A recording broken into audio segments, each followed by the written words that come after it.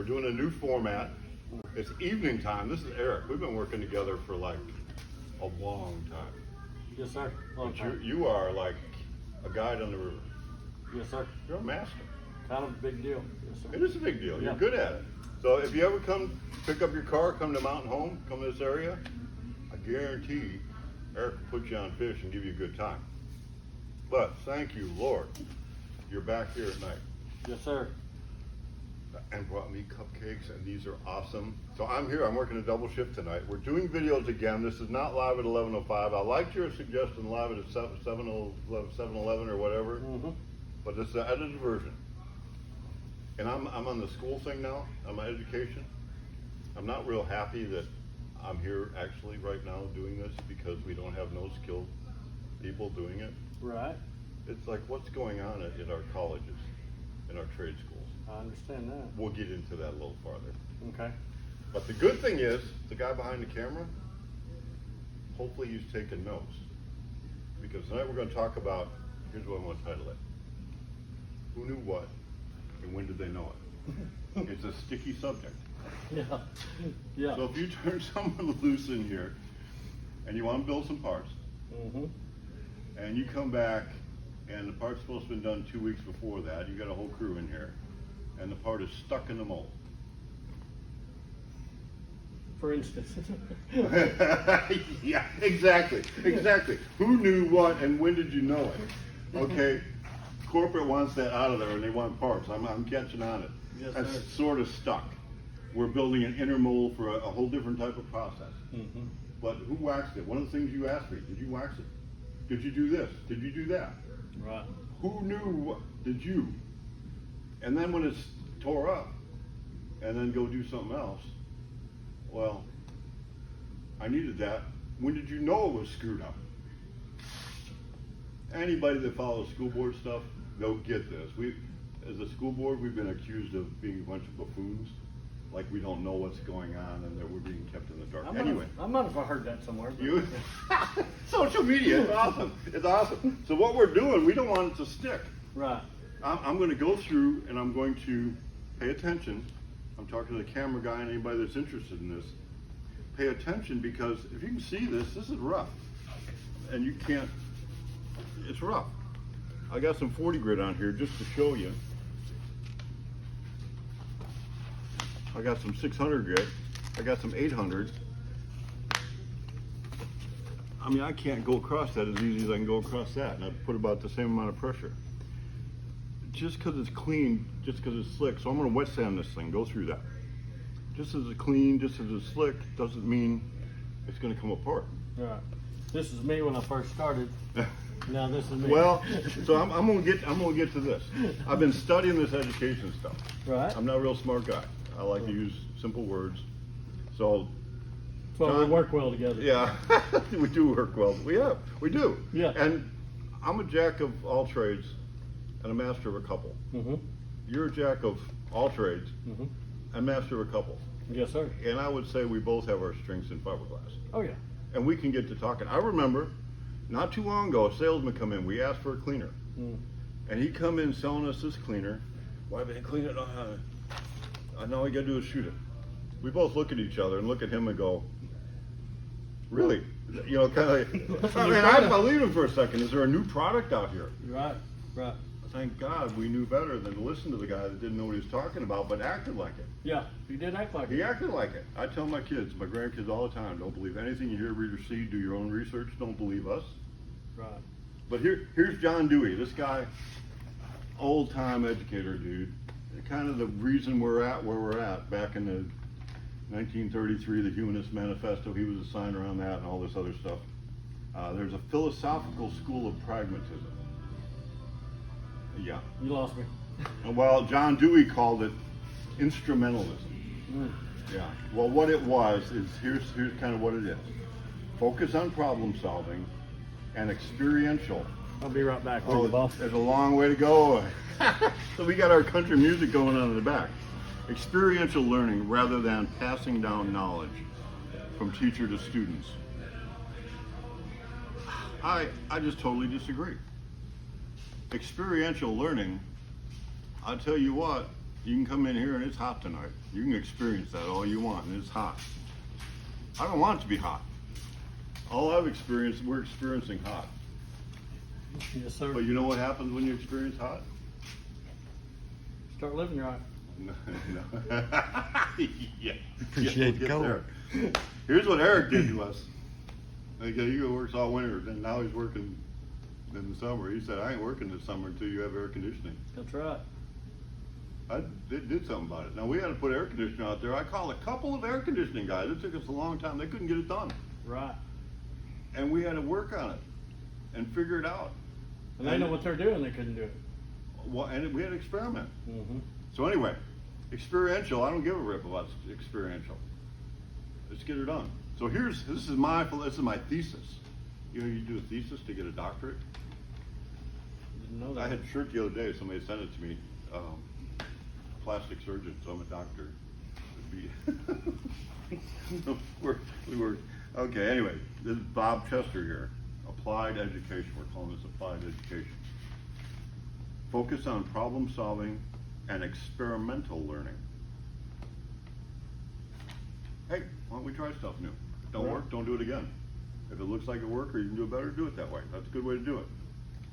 As well as passing down knowledge from teacher to student.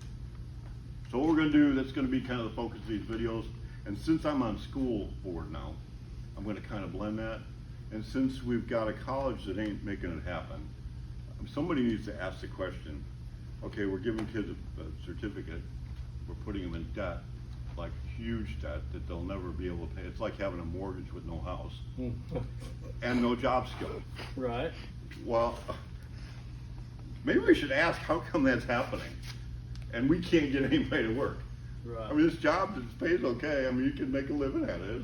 Yeah. I mean, and you have air conditioning. It is So work, but that's you all. gotta work at It's it. gotta work. You gotta work Right. at anything though. Right. Yeah. So anyway, what I'm gonna do, I'm gonna start sanding. I always say there's no one right way to do it, but there are some wrong ways. So there's no one right way to make this so that fiberglass won't stick, because this is polyester resin and blah, blah, blah, blah, blah. We'll go into all that as we're going, but I'm gonna let you get to work, and we'll let him get to work, and I'm gonna get to work myself. Natalie Deming made those. Natalie, and it's awesome. What was that, some kind of pineapple something? I mean, Yes, sir. I'd eat a bite for you, but I would have this frosting all over my face. So I'll save that for my personal use later. I'll get my frosting and have a lick at it after I'm done with you. All right, very good. We'll move on. All right, so what I'm working on here is I actually got the inner mold, inner door. It's a mold for inner door on a 32 Roadster. Spirit's been around for almost 30 years now, and the 32 Roadster is one of the most popular hot rods out there, and we never did it. Mainly because when we started, it was who's Spirit? Nobody knows who Spirit is, and all the big companies were doing a 32 Roadster. So after all these years, we've done a 23, a 27, a complete line of Model A's. We do 32, 5-window, 3-window, 34 trucks, a lot of different cars. We finally decided we're doing a 32 Roadster. So this is the inner door for that. Getting it ready. We've never built a part out of it. I sanded it. I've got it pretty smooth now. I sanded it to 800 grit. Now I always tell everybody, and pay attention to this, both if you're watching or you're behind the camera right there, the most important parts is the hardest parts to get to. This corner here, it's a pain in the butt to stick clean, but it's where the part's going to stick. This corner here is a pain in the butt. I've hand sanded this. It's a pain in the butt to get to. It's easy to wipe all this down, but when you get to the corners, it's like, oh, we forgot that. That's where it's going to start sticking. As soon as that part starts sticking in here a little bit, it may pull a chunk of the mold off. I can pull probably 1,000 parts out of here with no problem if the mold is maintained and taken care of. It can be trashed, and you can stick the first part in there and never even get a part out of the mold if it's not done right. So what I'm going to do now is dig around in here for my brush. I've got a compound. It's kind of a heavy-duty compound. It works chemically more than grinding it, but it's a marine compound. So I'll just show you real quick what it's going to look like once it's done.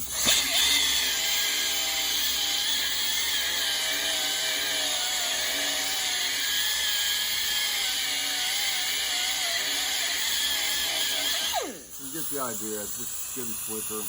I'll just go ahead and buff all this and then show you what to do next, because Just so that buff is clean, this thing, the part would stick in here. There's a lot more to go before you can put a part in this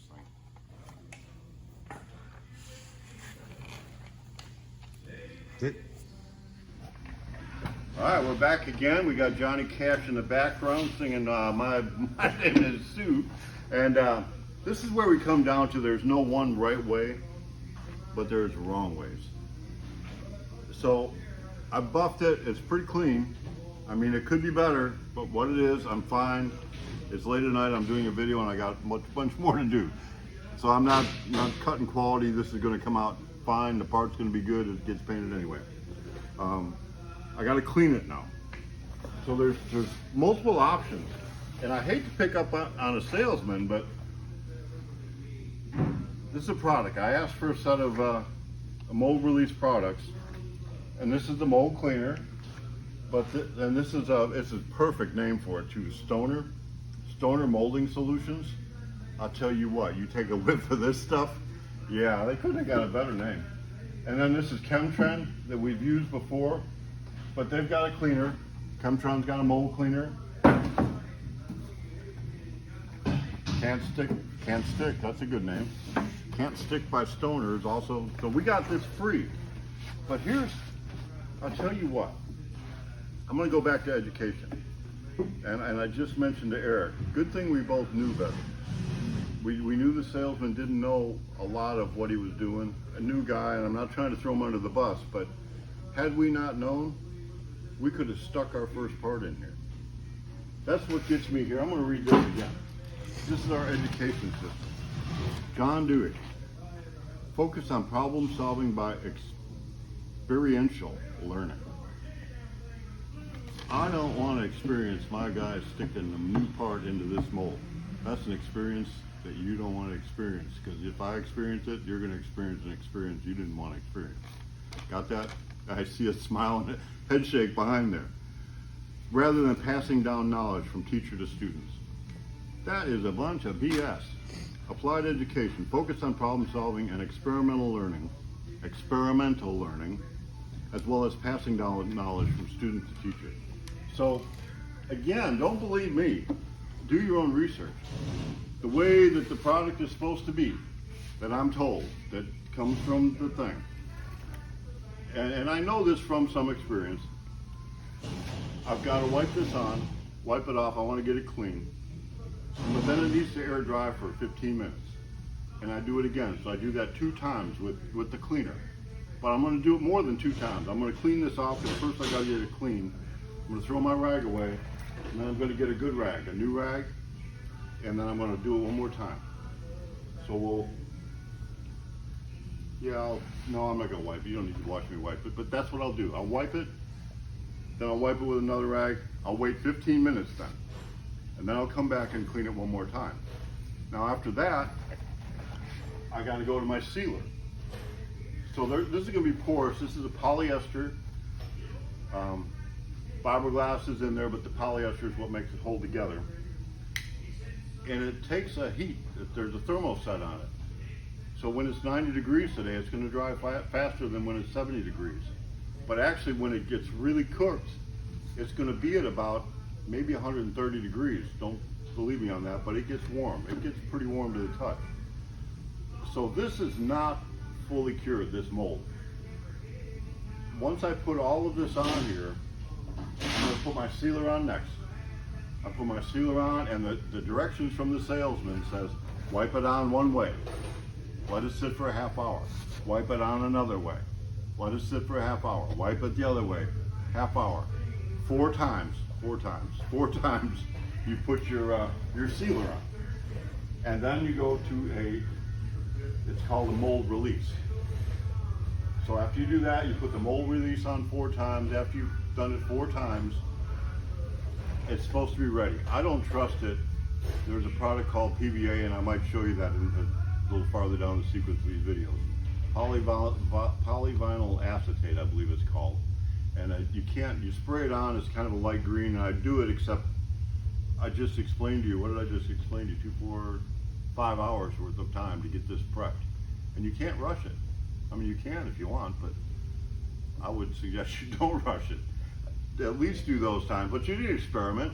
If it's warmer out, maybe you can put it on in between. Maybe it takes, faster, maybe it takes a little longer. So after I get my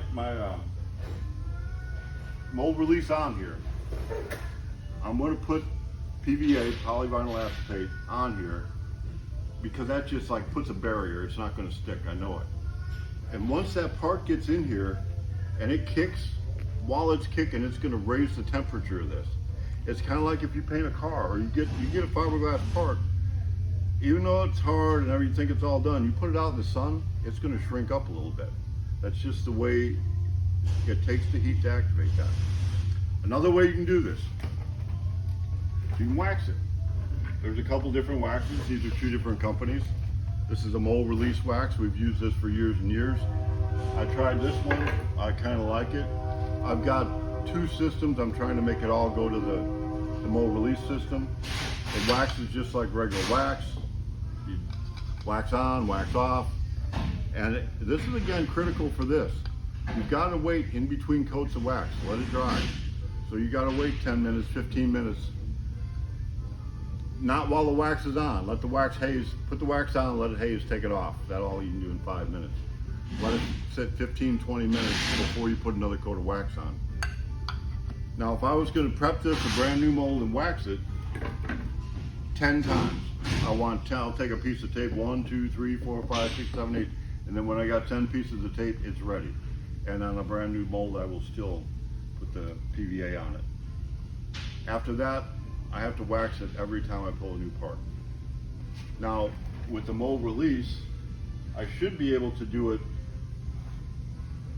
and it just wipes on. You don't even wipe it off. I should be able to do it once every 6 parts. You gotta watch it, and I'll save that explanation for a little farther in the video. But let me clean this up, move it to the next step, and then we'll kind of finish up getting the mold ready. All right, so I got this all cleaned up, wiped it a couple times. Honestly, good enough is not good enough at Spirit. I'm gonna work on it some more, make it a lot better. I mean, it can be slick like a mirror, and why don't we make it slick like a mirror? So anyway, you got kind of the principle of it, and there's a lot more. So I kind of do these things on the fly, and this is just what we happen to be doing tonight. So I think maybe we're gonna make a 2-parter out of this. You working tomorrow night? Yes, sir. Well, we might, oh no, tomorrow night I have a school board meeting. I won't be here. We'll save this for maybe Thursday, Wednesday. You'll be back Thursday? Yes, sir. So a properly waxed mold is gonna have a part in it. And then if the part's in there and it ain't too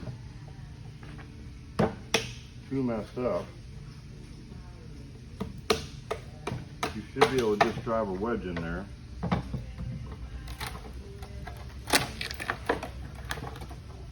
And pull the part up.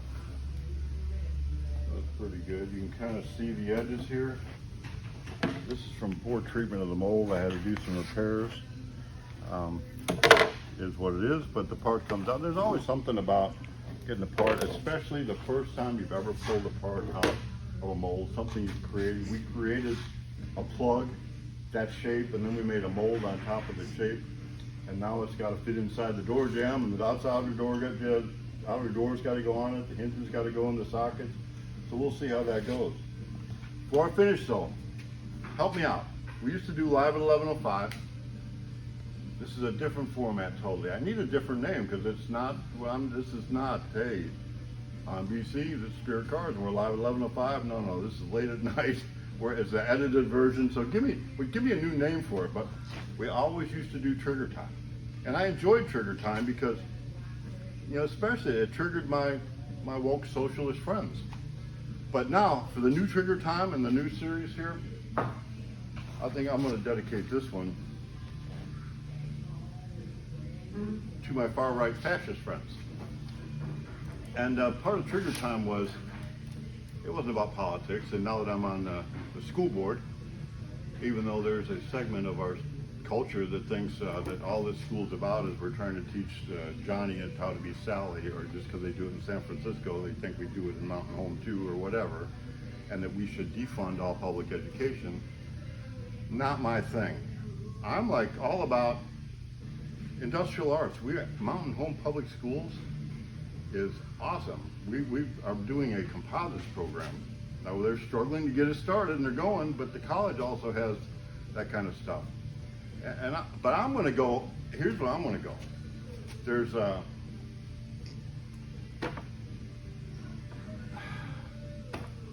come our kids are getting a certificate, a debt, and no job skills when they come out of 3, 4 years, 2 years of whatever education past high school? We need to change our culture. So we need to put some pressure on education. Hard pressure, because we want some results. We want to pass down these skills.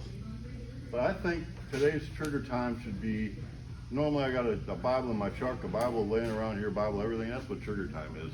We just read the Word of God, and that will trigger some people like nothing else will. So it says probably in the Gospels, I'm sure, judge not, lest you be judged. I normally don't preach during it, our trigger time, but you know, Jesus himself, he wasn't a big fan of the Pharisees. He called them out a lot of times. And I just cannot imagine somebody going into the temple and with a whip and turning over money tables and driving them out. Now that was like, so judge not, lest you be judged may not be exactly what it means or what we think it means. So let me tell you what I think it means. You want to judge me? I don't care. You got no heaven and no hell to put me in. So I'll do what I believe is right. You do what you believe is right. And if we want to call ourselves Christian, maybe we should deal in love a little bit more than we do in hate and accept some of those folks around us. It's all God's creation. We're God's creation. You're God's creation. It's all God's creation. And if you want to hate his creation, thank God I'm not going to judge. Amen.